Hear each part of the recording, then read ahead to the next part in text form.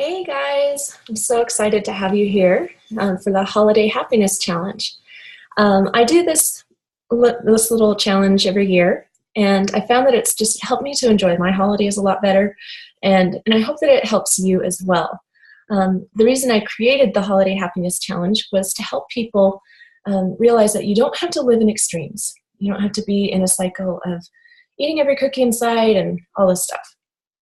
And so I created this challenge to help you learn some mindful techniques to help you. You don't have to change anything that you're doing. You can have your holiday food, you can have your meals, you can have all of the fun and all the enjoyment that you already have, but you're just going to be doing it with more purpose, more awareness, and to really heighten the enjoyment. So a couple things. If you want to get more of the details of following the challenge, I'm recording this so that you have this as a resource. So if you've signed up for my email list, joined our Facebook group on Arwen Rogers Fitness, you're welcome to see a lot of those connections there. I am always happy to give you guys lots of advice and lots of things to focus on, just to help you have a happier, healthier life. Because in my opinion, I feel like healthiness is happiness. And I also don't believe in having any kind of restrictions or diets or anything that's going to hold you back from enjoying your life to the fullest. Also, you won't be able to sustain it. So the trick with dieting is that it's a temporary thing, and it's usually pretty unnatural, and it's stuff that you would never do, never follow afterwards, and you just do it for a specific period of time, and then it's over, and then suddenly you're left with no real habits, no real tangible solutions, or even awareness. Sometimes you're not even sure why the food or the meals were giving you any kind of trouble in the first place. So with that, and I've just prepared a little presentation so that you can take this, use this as a resource, and hopefully it will kind of help you to establish really good habits, because habits are really what we're trying to create in order to have success and to have it last forever, not just for one period of time.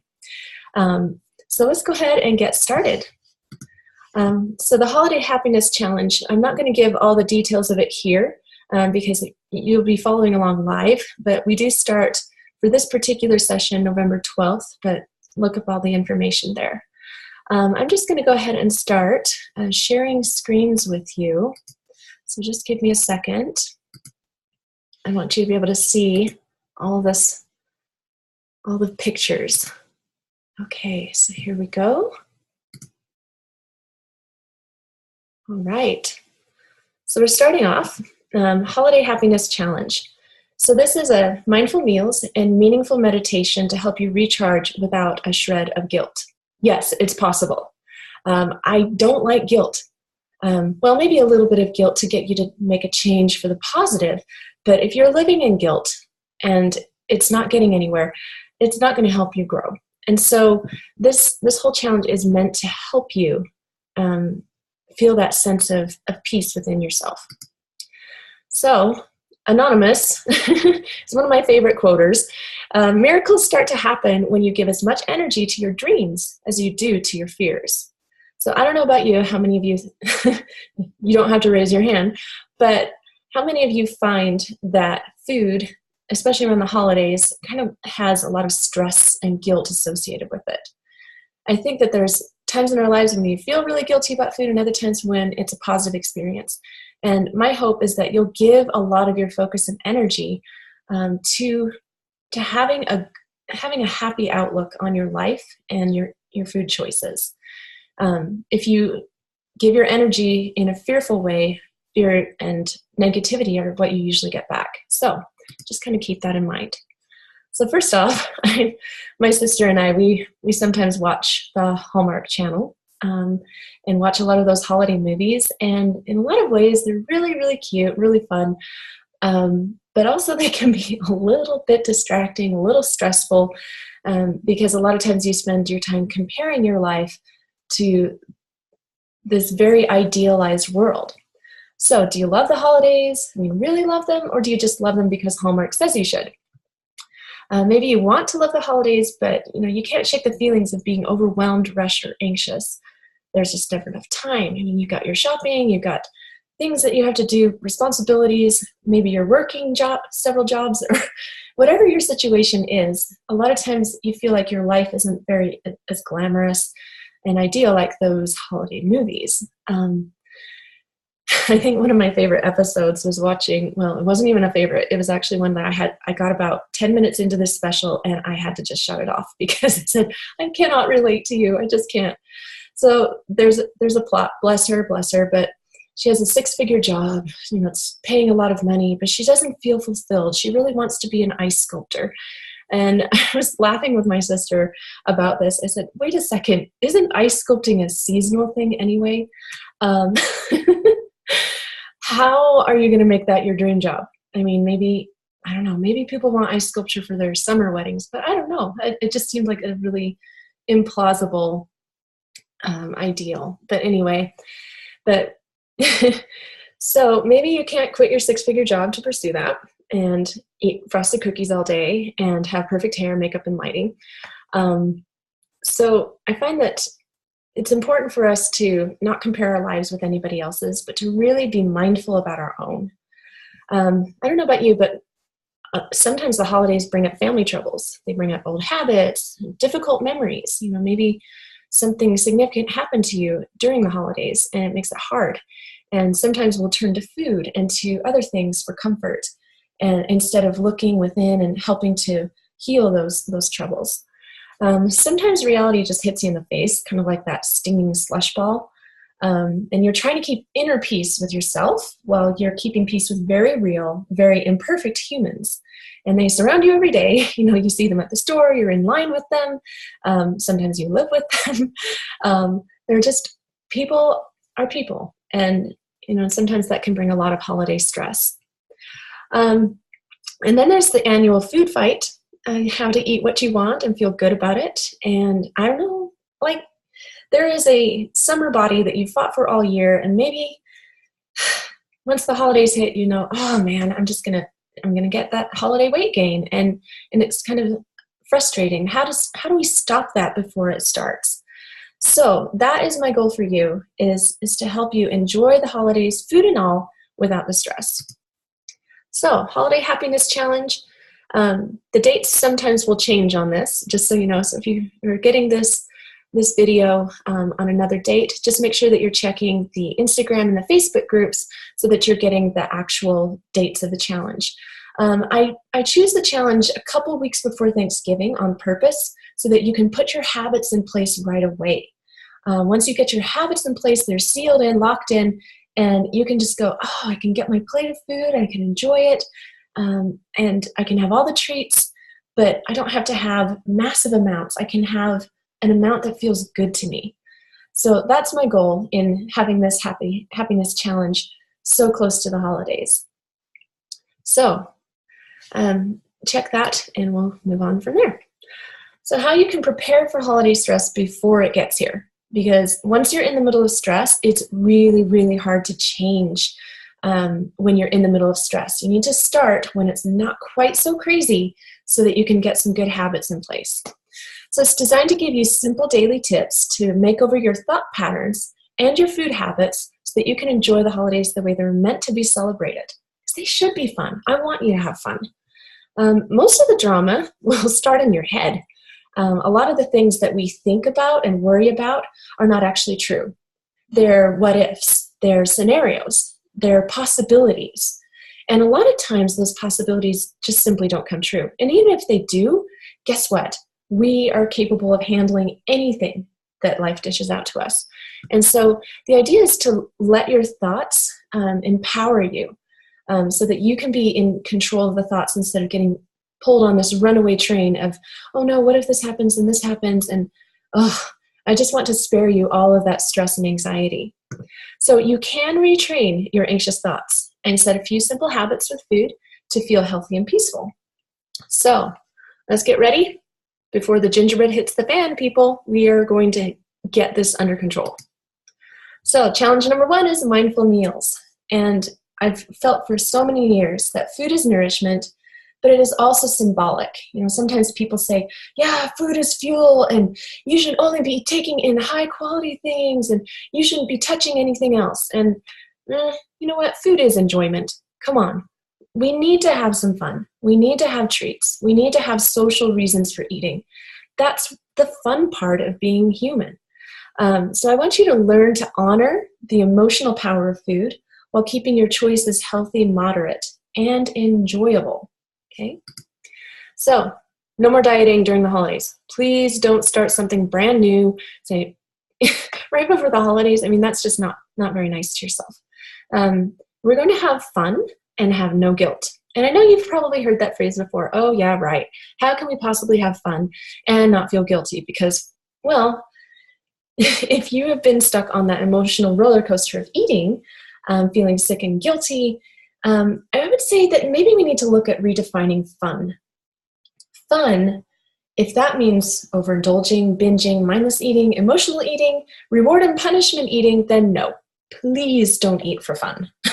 That isn't even fun because it doesn't feel good. It doesn't feel good physically, mentally, or emotionally. And the definition of fun is fun. It should feel good. There should be no after effects.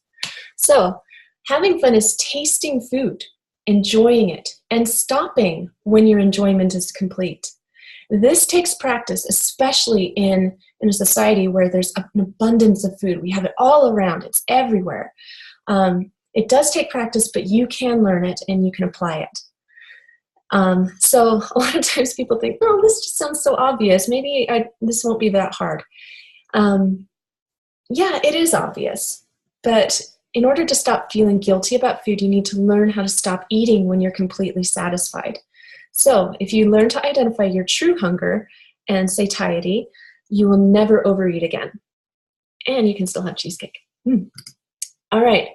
So when you guys go on the Instagram or the social media, the Facebook group, I'll be breaking this down day by day.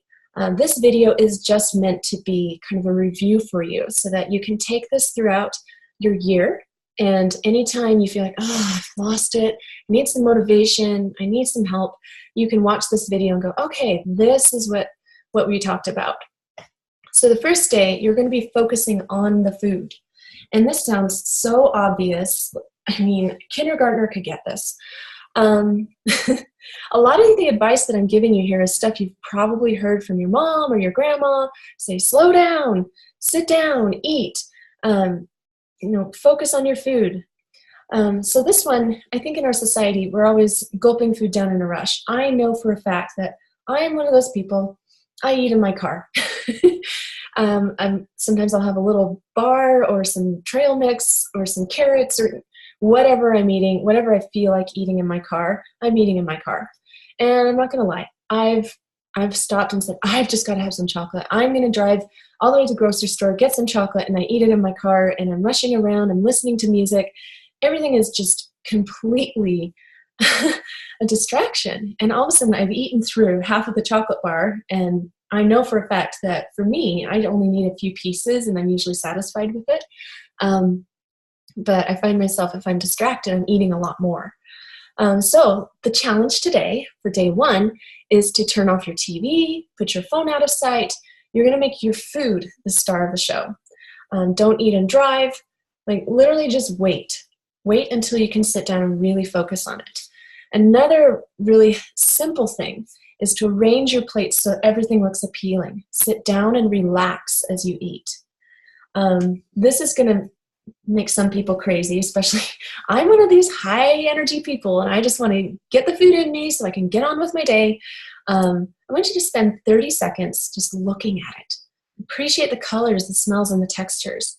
Now, this might be difficult if you're eating something that is not appealing. So I would highly recommend finding foods that have a visually beautiful appeal. Try to get lots of colors on your plate.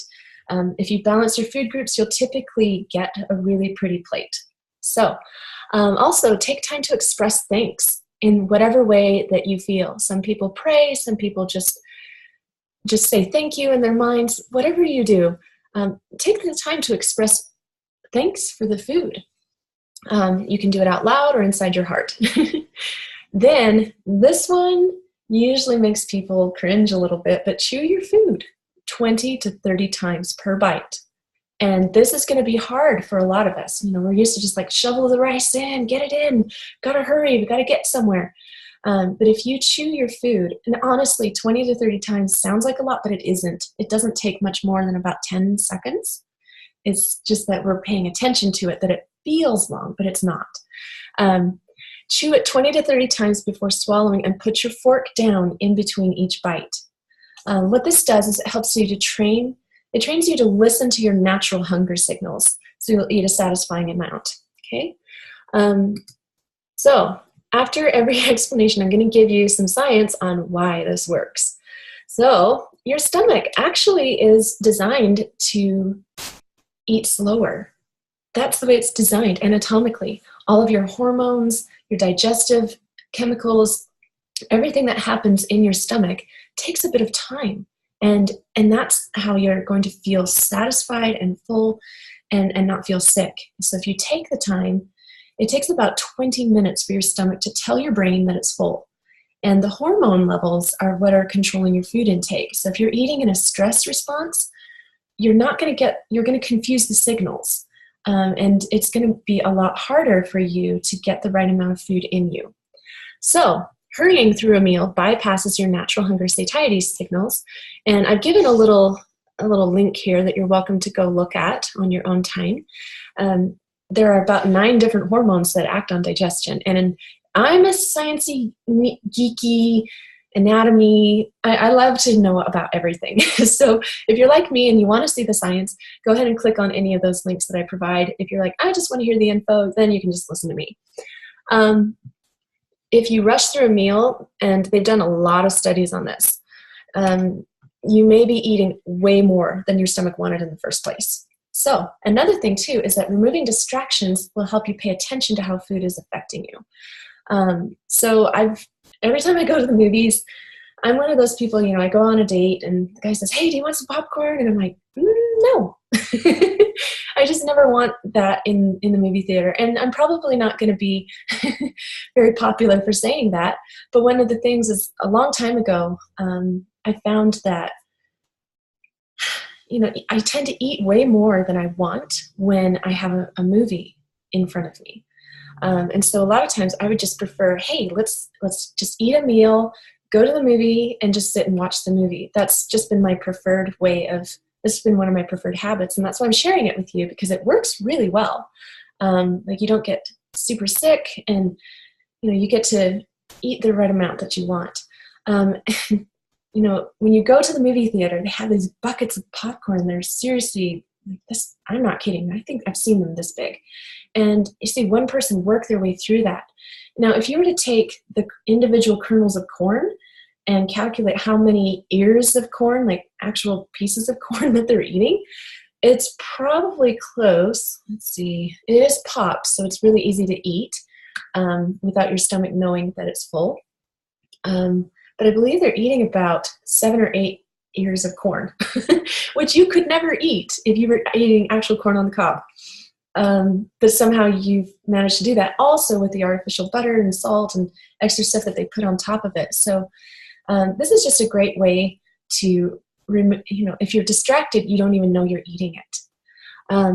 Also, when you are chewing your food completely, you will help to stimulate the digestive hormones in the mouth and stomach. So I don't know if you wanted to know this, but your mouth actually starts the digestive process. There's a specific enzyme that's released to help break down a lot of things like breads and simple sugars, fruits, and vegetables. Like, you'll actually get a pre-digestion in the mouth. And if you're not chewing, you're not getting that extra help, and you're more likely to get indigestion. Okay? All right. Also, when you're chewing it thoroughly, decreases stress, and it helps the body absorb the nutrients more efficiently. Okay. So day 2, we get 3 square meals. I just want you to eat 3 square meals today. No snacks.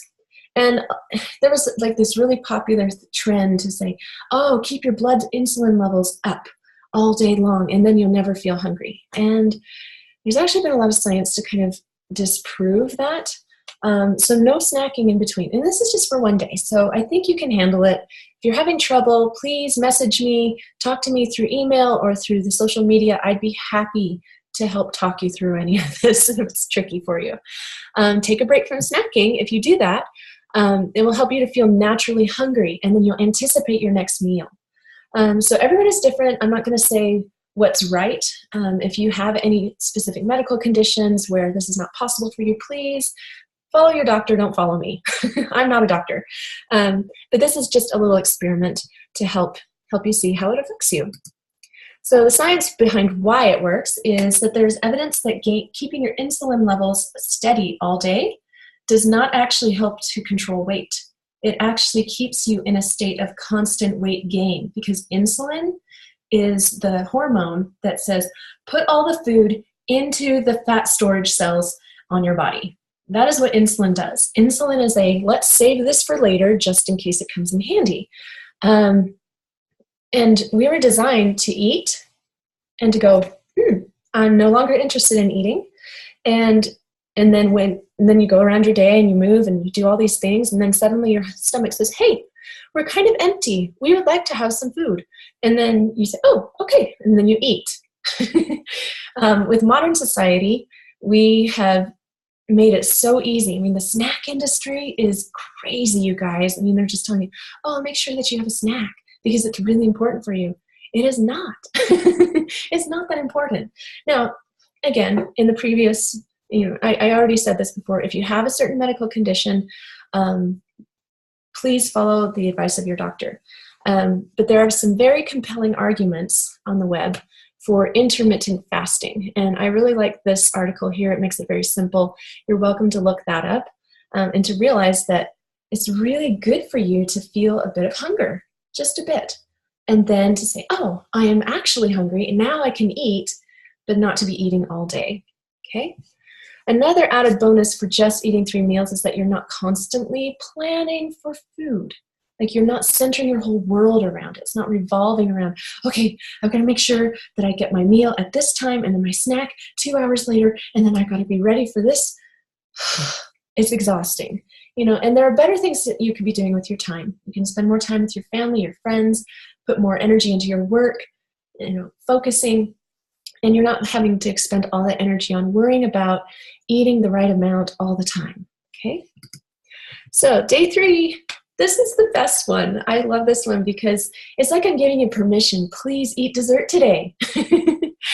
Every healthy nutrition plan has treats in it.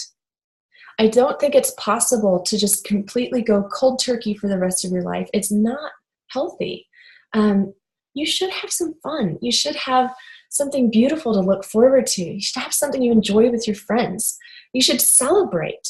And so day 3, you get to delight in your dessert.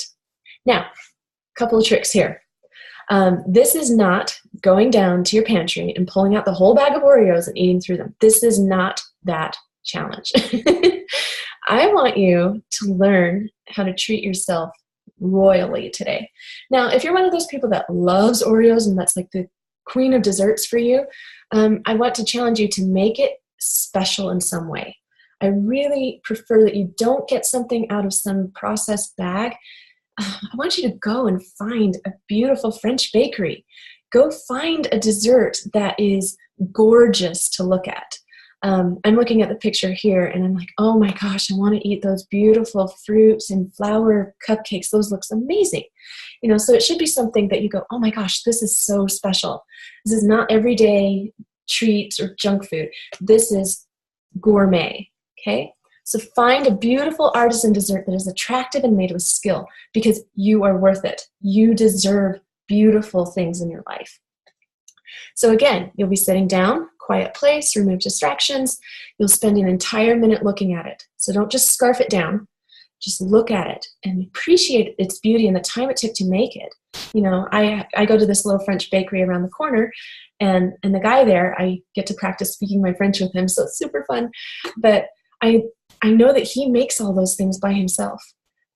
He may have 1 or 2 people helping him, but it's such a tiny little bakery, and he's always like, look how beautiful this is. I don't put a ton of sugar in it. I put really high quality ingredients that taste good. And when I do eat it, I just feel like that artisan, that chef, I feel the connection, and it becomes more special. So express gratitude and then take very small bites. With desserts, it's super easy to take them in faster because they dissolve in your mouth. You know, they melt in your mouth and they're light and lovely. But try to let the flavor rest in your mouth for about 30 seconds. Just really let it savor, okay? Why does this work? Well, your stomach has time to give an opinion about how the food is affecting you. You may discover that an entire piece of cheesecake is just way too much for you because you give your stomach time to say so. This blew my mind. And I think that people are going to just fight me on this, but honestly, I loved how I felt when I took a piece of cheesecake and I took the time. I was in a restaurant with people and friends, and so there was a distraction there, but I just went, I'm going to try to just eat what I want, what I truly want. So I would take a bite, I'd savor it, and because cheesecake is so rich, I mean, I honestly took about 3 bites, and then I was like, hey guys, does anyone want to share this with me? Or I took it home for later and spread it out over several days, actually. Because physically, I just didn't want the rest of it. My mind was trying to bully my stomach into finishing it, but my stomach said, honestly, nope, I'm good. That's all I want. And you still get the yummy taste in your mouth. You avoid the indigestion, the guilt of overdoing it. And, you know, so I don't know if you guys have ever watched the Awkward Yeti on the Instagram. I love this cartoon. It shows these cute little cartoons about, it just shows a brain and a heart, and a stomach, teeth, tongue, all of the different organs of your body. They're just kind of talking with each other, like going along. There are some absolutely hilarious explanations, and I think that you'll really enjoy those. Because they help to explain the science and kind of the struggle and the battle between why we eat and overeat. And I think it'll do a much better job than I will. So go ahead and visit the Awkward Yeti. I included a link here that you can look at on their website, or you can just follow their Instagram. Also, just one more thing to talk about, supersized desserts. I think it's been such a thing lately to get the biggest and the most elaborate. You get these super sundaes and these super banana splits and these enormous, giant homemade Oreos, the size of, I don't know, like they're huge. And it's really cool. I mean, they make a great Instagram picture and everything, but those are really painful to eat, and it actually will make your enjoyment less and less. So you realize that that distraction and the old scripts about food are some of the reasons that you might be overdoing it. So once you beat your mind at its own game, you are going to be the one in charge, and you will be in charge of when you start and when you stop. And my friends, that is power. All right, day 4. You got the 5-second food log here. And you guys, I just hate logging food. I really do. I can't stand it. I had to do it for a lot of reasons. I was doing some athletic training, and I'm also a trainer, a personal trainer, so I feel like I have to do what I ask my clients to do in order for them to believe me. But man, I hate writing that down. I mean, I spend so much time writing anyway. I'm on the computer all the time. I'm on social media, advertising, and I don't want to be on my phone 1 second longer than I have to. So I was super excited when one of my coaches, Matt Fitzgerald, he created this app that totally changed my world. It's called the DQS app. It means the Diet Quality Score. And the idea with this app is that, before you used to have to type in half a cup of blueberries, 10 potato chips, and a bowl of soup. Oh my gosh. And you'd sit there and you'd be logging your food. You're already taking time to chew your food, right? And you have to sit down and log it for it seriously took me about 10 minutes per meal. And I was like, I can't handle this. I can't handle it. And so when my friend Matt Fitzgerald brought out the diet quality score, I was like, I'm in heaven, because how he does it is that you only log food groups. So if you had a smoothie for breakfast and you have your banana, you put a full banana in there, you put half a cup of blueberries in there and some almond milk, all you have to do is say berries, 1 serving, banana, and you go fruit. There were 3 servings of fruit in that. There was 1 serving of nuts in that because it's almond milk, or, and you just go click, click, click. I was seriously done logging my breakfast in 5 seconds, and that was a game changer for me. So if you go, I've included the link here to Matt Fitzgerald, so he gives a full explanation of it. I'm not going to do that here because he does a really good job of it, and you can figure it out on your phone. But logging your food is the best way to get an accurate picture of how you're really eating. Sorry, a lot of Americans think that they eat healthy, but they don't. When you actually keep a food log, you realize you are putting way more in or not enough, and you're missing this food group, and oh my goodness, how did I have all these sweets and I didn't even know I was eating them? So logging your food is the best way to get an accurate picture. Denial and estimating are just going to make you fail. So I want you to just kind of not get sad or upset or offended. Just pat yourself on the head and say, yeah, I'm probably like most people. And I really probably don't know how much I'm eating unless you're being held accountable for it. So logging food is boring and inconvenient, I know. So the quicker and easier the log, the more likely you'll be to do it. So this is a great hack to help you get the benefits of logging food without feeling like it's taking up your entire day. Studies also prove that people like seeing points. That's why video games are super popular. That's why Candy Crush is, taking up everyone's time, because we like to see that validation. So if you have an app that gives you points, which is how this app works, you're trying to go for, aim for between 17 and 32 points. Average American diet is -6, okay? So you're gonna get immediate feedback, and that's gonna help you tons. So also, another thing you wouldn't think would happen is that you can even overdo healthy foods. So if you're eating too much fruit, for example, fruit is a little more quickly digested. So sometimes it can almost act like candy in your system. So if you're overdoing it or not balancing it out with other things, you might be getting way too many carbohydrates for your day. Now I'm one of those people. Please don't take it to the extreme and say, oh no, I should never eat fruit because it's like sugar. Please don't be an extremist. I'm not a fan of extremes. And, it's just about balancing. Try to get some vegetables in there. Mix your fruit in with a salad. There's lots of tips and tricks to do that. So the reason why logging your food is important is that awareness is power. When you know what you're eating and how much, you have an accurate picture and you can crush your goals. All right, day 5. Yes, 5 a day on the 5th day. That's, just so you'll remember it a little easier. So this one's really simple. A lot of people think this is the hardest thing to do, but I want you to get a minimum of 5 fruits and vegetables per day. Well, for just today, just see how it affects you. Mix and match them any way you like. You've got 2 fruits, 3 veggies, 4 fruits, 1 veggie, any combo. I just want you to get that pretty produce in your belly, okay? I recommend being a sneak about it. If you're like me, sometimes I get a little bit angry when I have to chew things for a long time. I'm not very patient. I feel like, oh my gosh, I have to eat a salad today and it's going to take me so long to get through it. So if you're like that, blend it.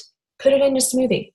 Spinach, romaine lettuce, those are 2 that will blend very quickly and almost unrecognizably into a smoothie. They won't affect the taste and you'll get the salad in you. So do that. Another thing that I do is just a little weird, but it works for me, so I do it. I buy baby food. So I'll get the veggies blended up already in this nice pouch, and if I'm on the go, I just drink the baby food. Another note on the baby food thing is that usually when you're giving a child a new food, you're introducing baby food a little kid, it takes about 7 to 10 times of trying it before they get used to it and accept it. So I want you to treat yourself the same way. You're no different from a child, no different from a baby. Humans are humans no matter their age. Give yourself some time to really focus and say, you know what, I could get used to this. And then use the DQS app to track your score. You'll notice that you'll start feeling a lot better. Okay, science of why it works. A lot of times we get overwhelmed because we think we have to have these huge salads. So serving sizes, first off, are not that big. So it's really easy to get 5 a day. I recommend for my clients who are trying to up their game that they have even more than 5 a day. And because the serving sizes are quite manageable. So if you're eating berries, usually just a half a cup. Measure a half a cup and that's a serving. It's not very much. Half of a banana is a serving.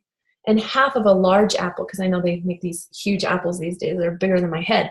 Half of a large apple. So if you had half a cup of berries, a banana, I mean, you've already had 3 servings of fruit there, okay? 3. And a serving of veggies, because veggies have a lot more volume, but they're lighter, they don't weigh that much. A cup of leafy greens is a serving of vegetables. For the root vegetables like carrots, potatoes, sweet potatoes, those kinds of things, turnips, half of a cup is a serving of veggies. So it's super easy. I mean, you could even just dedicate one meal where you're like, okay, I'm going to make sure that I have this. I have this as a focus meal for me, however you want to get it in you. Another reason why fruits and vegetables are going to help you feel happier and healthier and fuller is that your body has to expend some energy to break them down. You're breaking down the fiber to get at the nutrients. Also, because fruits and vegetables are packed with vitamins, water, and antioxidants, they will keep your hormones balanced because your body's going, oh, cool, we're getting the vitamins we need. They're giving us what we want, so the hormones are not going to say, hey, keep sending food until we get the vitamins we want, okay? So your cravings will actually start disappearing just by adding fruits and vegetables. It's crazy amazing. So again, balance yourself out. Use the DQS app, and that will help you to track if you're getting your servings. Let's continue on. Next one is on day 6 is satisfying portions. So no more snacking directly from the bag or carton. This is the biggest mistake that people make. There's no way to tell how much you've eaten. And here's the thing. The people who create the snacky foods, they spend so much money researching what are the combinations of flavor, texture, and in quantity to get people to eat massive amounts so that they can make massive profit off of you, okay? It's really important to recognize that they're not bad, they're just trying to make a profit, okay? However, a lot of times you're the one who ends up paying for it. You get sick, you get weight gain, you don't feel good, you're missing out, you're not hungry for the foods your body actually needs. So being able to use this helpful trick is to get satisfying portions. So you can get this very easily. You don't have to deprive yourself. If potato chips are your thing, or a bag of cookies is your thing, you can still have them. It's just about using this simple trick. So you're going to read the serving size on the package and then take out just that much. So if the serving says 2 cookies, you get 2 cookies. If the serving size says 10 chips, you get 10 chips. And what you do is you put them into a really pretty bowl or plate. You can also, if you're eating chips, maybe you put it with a nice salsa or some guacamole, something that has kind of a healthy fruit or vegetable along with it. Put it in a pretty bowl or plate. This is key. And it sounds like it wouldn't do anything, but this is the game changer, people.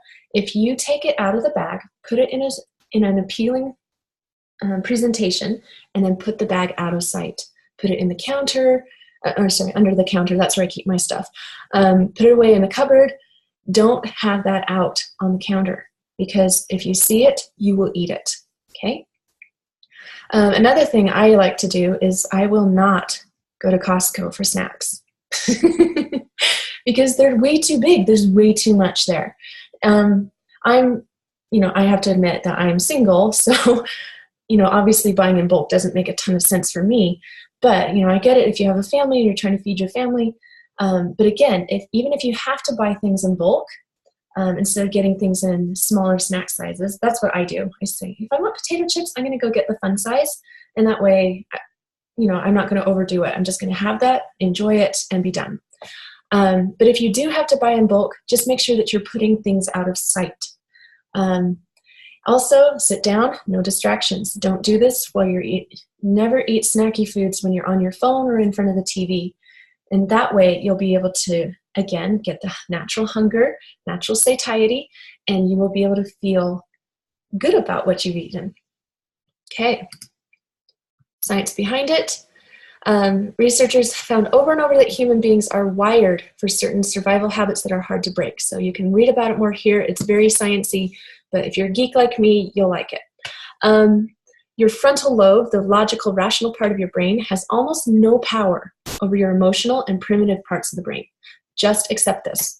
You need to have the primitive subconscious parts of the brain running most of your survival needs. Like, you can't be thinking about survival all the time. That is your subconscious and primitive brain's job.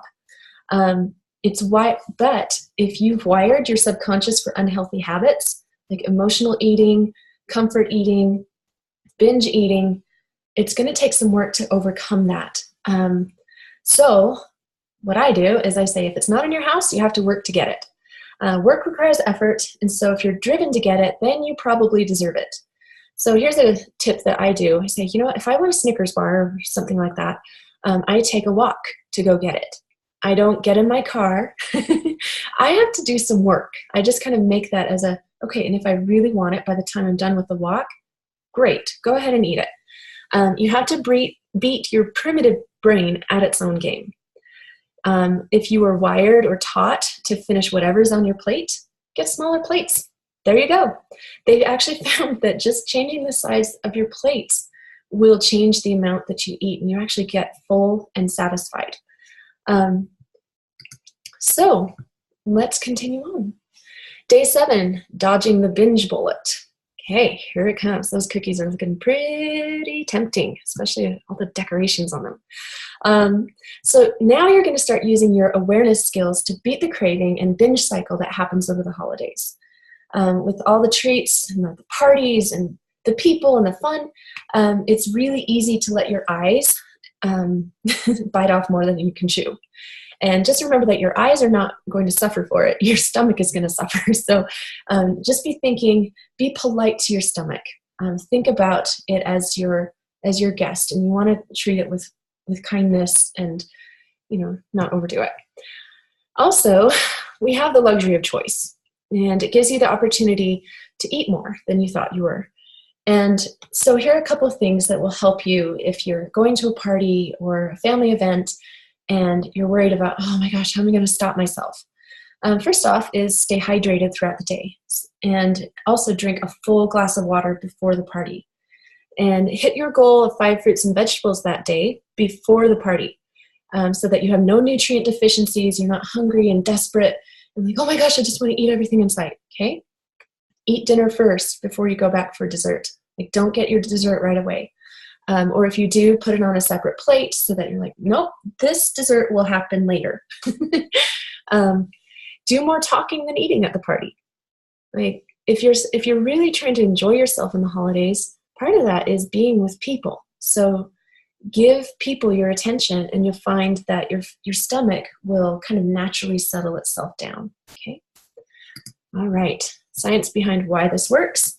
Again, I already emphasized this way a lot in the beginning about don't diet or restrict yourself during the holidays. It's impossible. It's not fun. It's not fair. Don't do it. Just be mindful about what you're already going to eat. So dieting is that misleading mindset that you're doing it for a limited amount of time and then fall back into old patterns. And a lot of times when you do that restriction, you go into overindulgence, and then all of your hard work has been for nothing. This is kind of a sad statistic that I got. 90% of people who start any kind of behavior change will fail. Oh, That's the worst number I've ever heard. It's so depressing. Part of it is because we're relying on willpower, and willpower is a frontal brain activity. It's not a primitive brain activity. And remember how 90% of your habits and tasks are controlled by your emotional and primitive brain. So there's no working a way around this just by saying, okay, I'm going to really make this work. I'm going to make this happen. Willpower is temporary, and it will not get you through anything longer than maybe a few weeks if you're really, really determined. But your mindset, you can totally work on that, because your mindset is going to influence your subconscious thoughts, your emotional thoughts. Your mindset is where you can make some changes, okay? The reason is that being mindful will change your mind constantly. And so you're making that decision. So if, for example, I give this example here of just one more cookie, right? Oh, I'll just have one more cookie. If that comes into your mind, I want you to immediately visualize your stomach. And this sounds so weird, but it works. So do the weird thing. Trust me on this. I've been through this, and I help a lot of people through it as well. Ask your stomach, not your tongue. Your tongue is a traitor. Your eyes are traitors. Your stomach is the one that has to handle this, okay? So ask your stomach if you really need an extra cookie, and then decide to derail your automatic response. So if you're sitting there going, your automatic response is, I feel stressed, I want something sweet. That's an automatic response. So you're going to derail it. You're going to say, I'm going to do the exact opposite of that instinct. So that's where your conscious mind is very helpful. It's going to derail it, okay?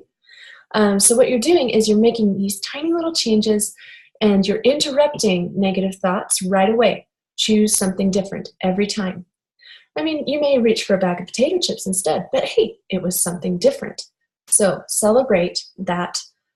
Celebrate those little successes. Derail the automatic response, and you'll start to change your mindset. And also, if you're literally asking your stomach, is this what you want? Your stomach is going to tell you. I've literally had my stomach give me kind of an upset gurgle. It actually talked to me. It was kind of freaky. But it does work. So, and besides, nobody has to hear this but you. You can ask inside your mind, say in your mind, stomach, do you want this? And your stomach is probably going to say, nope, I don't. All right, day 8. We are cooking through this, people. All right, the silent meal. This is also another challenge for a lot of people because, I mean, if you can't tell by now, I love to talk. And if I'm with my friends or my family, I just want to talk at mealtime. It's so fun, and it's a great way to bond and enrich your relationships. However, sometimes talking can prevent some people from getting enough to eat, and for others, it leads to overeating. Okay, so I'd like you to try one meal in silence. And I got this idea from a yoga practice, actually, where you are trying to just pay full attention to what you're eating. You let the food be the center of attention, and I know it's going to be a little awkward. You're probably going to hear yourself chew, and if that drives you crazy, maybe you can play some soft music. But I would really encourage you to be silent so that you can focus and confront the uncomfortable feelings. Like, this is the whole point, is why does it make you feel uncomfortable? And when you are able to identify that, then you can make modifications in your behavior change. Okay, science of why it works. When I do this exercise during our yoga teacher training, a lot of people, they start out really uncomfortable and they struggle with it because we make them be silent for 20 minutes while they're eating. And once they get through the struggle, a lot of them have these profound experiences. They say, wow, I had no idea I was sabotaging myself. And because I was silent, I had to really see that, I have an emotional reason for eating. Like, I'm having a hard time slowing down, and so the awareness is what this challenge day is going to bring you. Awareness is what's going to help you make real changes and feel happier and healthier. When you listen to your body is amazing. Like, it will tell you exactly what it needs and how much. And like, your body is trying to give you loving messages. And if you're always distracting the rational, conscious mind, the subconscious mind and the emotional brain are not going to be able to present issues to you. And this can get kind of sensitive for some people, and I recognize that. And so I would hope that if you find yourself experiencing discomfort, there have been times when I've done a silent meal and I found myself crying. And I know that doesn't sound very fun, but when you're allowed to have that consciousness of why you're feeling the way you're feeling, you're able to move past it. And then those negative emotions are not going to affect your eating, and it's going to help affect your body. So if you're having any struggles or any questions about this, please reach out to me, message me, email me. I would love to work with you and help you through it. That's kind of my passion, is to help people feel connected physically and emotionally so that the two are communicating with each other and you're having the best life possible. All right, day 9. This one, I find this one is like the easiest thing in the world because I love water. I don't like soda. I barely even like fruit juice, you know? So I'm one of those weirdos, and I'm sorry that you're like, oh my gosh, I totally don't relate to her. We can't be friends. Oh, please, I want to be your friend, even though I like water. So it's just funny. I mean, this is just one of those things. I mean, some people, they hate broccoli. And, you know, me, I was like okay with broccoli, like whatever. You know, I grew up with a garden and everything. But I just didn't like soda. It hurts my throat. Didn't like the tingling, the bubbling. It was too sweet. I could taste the food coloring, and I could taste chemicals. I hated it. So usually I'd have about a sip, you know, because I did have a thing for Grape Crush. I love grape flavored sodas, but I would get through one sip and go, okay, I think I've had enough. Just wasn't my thing. So I'm really sorry that I can't relate to, you know, this diet soda thing. So a couple things, tips that I use to work with my clients to get them to like water, because I know a lot of people can't stand it. They think it's plain, it's boring, it tastes like pool water, like the swimming pool. And they say, okay, first off, let's filter it. Filter the water and you'll get rid of that yucky tap water taste. Next thing, if you're trying to get off of sugar and off of soda, this trick is really, really helpful. You fill your glass with half water and half pure fruit juice. And I usually like to use grape juice because of that. Again, I love grape soda flavor. So I put the grape juice in and then I water it down so that it's half and half. Okay. When you do that, you're not overdoing the sugar. You're getting some fruit in you instead of some processed chemical mix of whatever that stuff is. And so you're not overdoing it, and you're getting some more water in you. So that's a good way. And then over time, you can kind of take, okay, I'm going to do a 1/4 cup of juice with 3/4 cup of water. And that way you can kind of get yourself into liking the taste of water. Also, there are lots of sparkling waters, fruit juice sodas out there. I like to add my own sweetener to it. I usually use honey, maple syrup, you know, stuff that's really natural. Or even if you want to put some sugar in it, at least you're controlling it. Most sodas have about 47 grams of carbohydrates, all from sugar. And 47 grams is more than a regular meal's worth of carbohydrates. And it's all from kind of chemically sourced, not natural, not very good for you, okay? So you can control the dosage instead of the soda companies, who, again, are out to make a profit off of you. So another thing, too, if you're a tea drinker, great. I mean, I love herbal tea. I'm another weirdo. I love herbal tea because I like hot water. I think it tastes better to me. I get cold very easily, and cold water actually makes me feel colder and makes me feel hungrier, whereas if I have some hot water, some hot herbal tea, I actually can feel more full, and it also quenches your thirst a lot better. Sometimes also recognize that your hunger signals are really thirst signals in disguise. So if you're dehydrated, your body is going to kind of say, hey, we need, you know, and it's kind of general about it. So drink some water before you eat, and that will help you out. Okay. I am going to be really bold and tell you to run away from aspartame and artificial sweeteners. There's a lot of debate about it. Um, I get very passionate about this because I, you know, I know how marketing works, and I know that marketing, sometimes the science is created in order to justify the product rather than to say, is this product actually good for you? And I'm trying not to be a pill about the FDA. The FDA is fine, I guess. They do a pretty good job, but they're also there to help businesses thrive as well. We don't want to put people out of work. So the FDA is trying to say, how much, is this really harmful, or is it generally recognized as safe? Okay. So I just want to be fair to those organizations and just say, you know what, it's not really their job to say what we should be eating and what we should not be eating. That is our job. Okay. So don't just go by the FDA. Go by what is working for you. And that's why I encourage people to test things out on themselves. That's what I do. I test things out and I see how they affect me. And that's what I expect you to do as well. For myself, I found that aspartame and other artificial sweeteners are not good for you.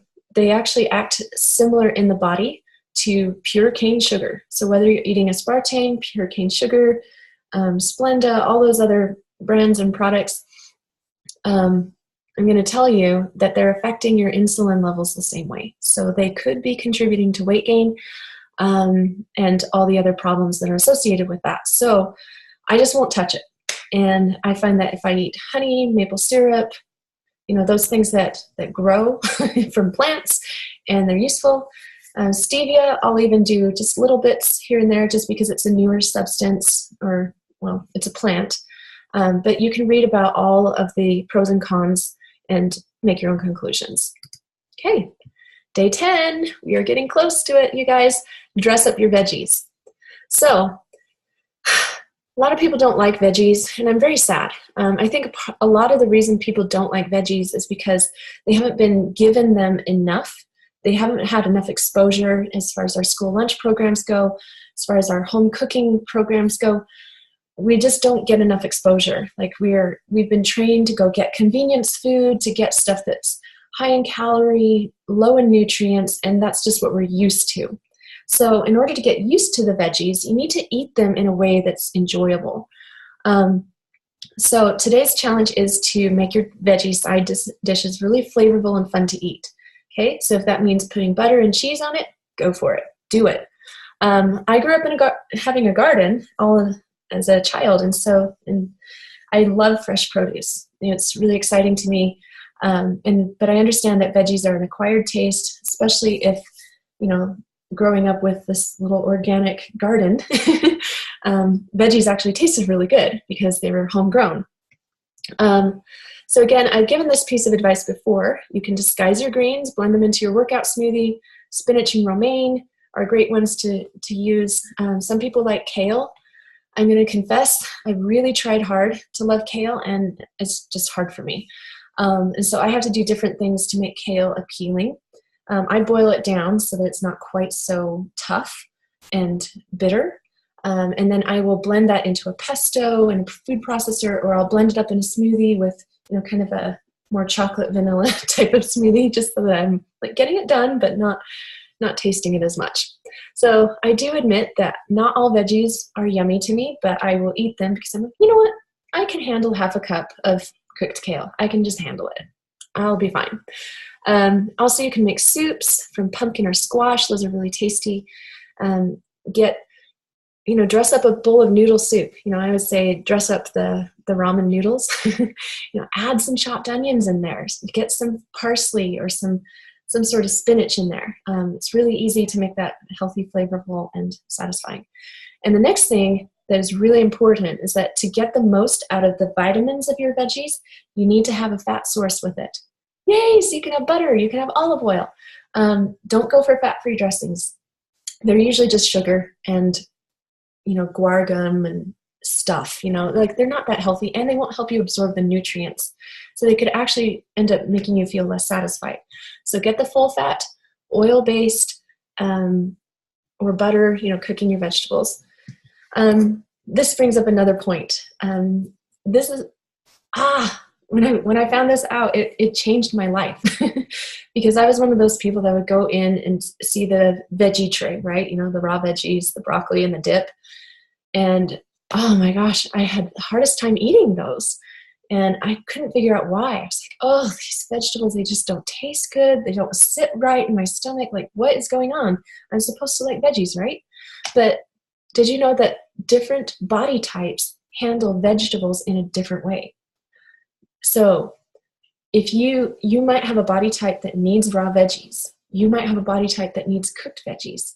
I'm one of those people that needs cooked veggies. Like that's my primary, that's like the best way to get them in me. So roasting them, boiling, steaming, cooking and then mashing them, that works best for my body. And I found that I couldn't handle raw broccoli. It just didn't feel good in my stomach. The taste was overpowering. But once I steamed it and drizzled some olive oil or butter on top of it, boom, perfect. Feels great in me. So people who have fast digestion and tend to burn through food quickly, they will benefit from cooked veggies and a healthy fat source. So deep fat frying doesn't count, people. Deep fat frying is not a healthy fat source. Typically, it's a vegetable oil or hydrogenated oil. It's just not a good source for you. So I'm not saying go get French fries. Like that's not the point here. Oven roast them with olive oil and you'll get a lot of the same flavor, but without the harmful effects of deep fat frying. So with people who have a slower digestion, you know, people who are like, yeah, slow and steady, they tend to hold on to calories more, they benefit from raw veggies because it helps to speed up their digestive tract. So do you want to find more about your body type? You can take the quiz about, it's an Ayurvedic yoga health and nutrition program. Super fun. This one's just the short version. If you're really geeky like me and you want to talk more about it, message me. I have presentations on that too. So, all right, 2 more days. Day 11, post-workout shake. So, a lot of times if you are also very physically active, you might be needing a little bit more protein source than just 3 meals a day. So I like to have a protein shake within 30 minutes of a tough workout. This takes advantage of the body's ideal recovery window. So you're going to get that protein into your muscles. It's going to help repair and rebuild. It takes down the inflammation and also helps you because you're usually hungry after you work out. So this is a good way to get that hunger satisfying you. So you want to aim for about 20 to 30 grams of protein, and you can do vegan source or whey. Whey has been shown to absorb much more quickly than vegan sources. And it also doesn't have that high of a lactose count, so it's not likely to trigger symptoms. But again, I'm not your doctor. I'm not you. If any kind of lactose bothers you, like that's probably not for you. So the debate about when to drink it is still up in the air. A lot of people say that you can have protein before or after a workout as long as you're getting that additional protein. So that's kind of the bottom line on that. You can read the article here if you want to see that. If you're working out a lot, you'll need more protein to help rebuild muscle and reduce inflammation. And we're talking more of an intense athlete. So if you're doing 30 minutes of moderate exercise, you probably don't need a protein shake after. It's just going to be extra calories and it's really not necessary. Also, another thing to note is that your body does recycle protein. So a lot of times people think that they have to just eat meat every day and they have to focus and obsess about protein, but your body does actually recycle quite a bit of it. And so protein shakes may or may not be useful for you. So try it out, see if it works for you. If you have a balanced lifestyle and you're eating, you know, your fruits and vegetables, you're getting healthy protein sources, you're getting a good carbohydrate and fat sources, you probably don't need any of it at all. So I don't want to tell you what kinds of protein to take. I don't use protein shakes very often. I usually reserve it if I've got over 2 hours of a workout, then I'll have a protein shake. I'm very, very picky. If there's any artificial ingredients or lab created unnatural things, I'm probably not going to touch it or recommend it to you. But I know that there are people out there that do just fine with whatever kind of protein. So I'm not going to tell you what to do. I just find that vegan protein feels better to me. I also like to just get natural sources. So if you find the protein shake isn't your thing, do scrambled eggs or peanut butter. Get some protein sources in that way. If I do eat whey protein, I try to find a grass-fed one that is as natural as possible. So you need to just see what you like and what gets it done and helps you. Also remember that marketing drives the science. So if a company is profiting from you, be a sensible consumer. Ask about the source, the motivation of the supplement. Don't get fooled by extra sciencey advertising. There's a lot of kind of questionable athletic supplements out there. Just make sure you're doing your research. If you want to read a little bit more about natural sources, the nomeatathlete.com has a really interesting article for you to consider. All right, the 12th day. This one's really, really about giving back and creating relationship through your food. So if you happen to live in a first world country, it's easy to take food for granted because it's all around. I lived in China for a year, and I was shocked to just realize that some people face hunger daily. And that's just something I've never really had to struggle with, even in my poor college years when I'm struggling to feed myself. I was never truly hungry. I mean, I always had something, so hunger wasn't really something that I understood until I was able to see it in the people that I was living with. In order to help you feel more gratitude and happiness in your own food, I encourage you to share a meal with someone in need today. And need, it doesn't necessarily mean that you go to the food bank. You can do that. You can go donate to the food bank. You can volunteer in the homeless shelter. You're welcome to do those things, but just know that need is broad and it's all around us. Sometimes it's your neighbors. Sometimes it's your family members that need something. So, taking extra dinner to a friend who could use a boost. Maybe someone is overwhelmed and they can't get everything done, so you go help them. When you share, it generates a better appetite and better relationships, and it fills you with gratitude, because ultimately human beings are social creatures, and we were meant to be in a sharing mentality.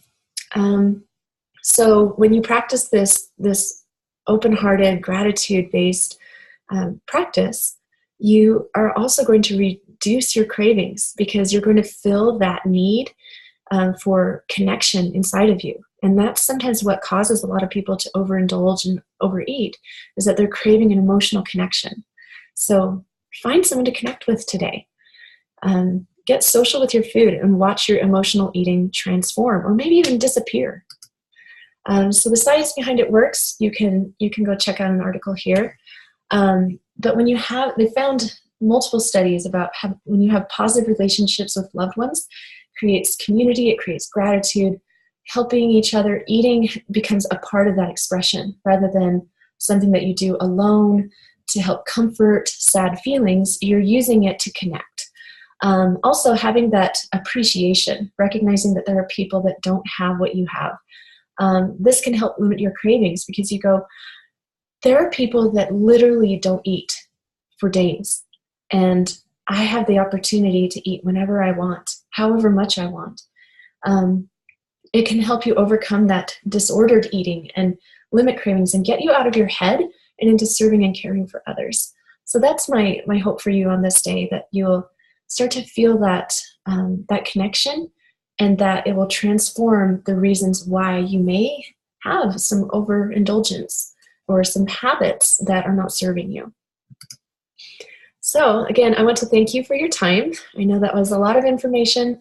I'm just hoping that it helps to spark some change and some deeper appreciation in your life, and also help you to get to know yourself better. Because when you know yourself, you're able to make those patterns and just live in them. My hope for everyone is is that you will honor yourself, and you will honor the others around you by how you eat and how you feel and how you think. And so again, thank you. Keep practicing these tips and get ready for the next challenge. The next challenge will start in December, and it will be all about changing mindset and also moving. Healthy moving and healthy mindset together, you're going to be unstoppable this year. So I'd like to thank you for your time, and I'm just going to go ahead and I want to hear from you. Oh, yes. So here is some of my information. You can email me at arwin@arwinrogers.com. That's my email account. You can join the Facebook group, which is Arwin Rogers Fitness. And so you can see that here. If you find that group on Facebook, you're welcome to join. It's free for anyone. And we'll just talk and chat and get to know each other there. My Instagram is Arwin Dance. And also my website's currently undergoing some changes, but hopefully this will still be the accurate link. And you're welcome to sign up for my newsletter and get more advice. So hope to hear from you guys soon. And I hope that you have a wonderful holiday.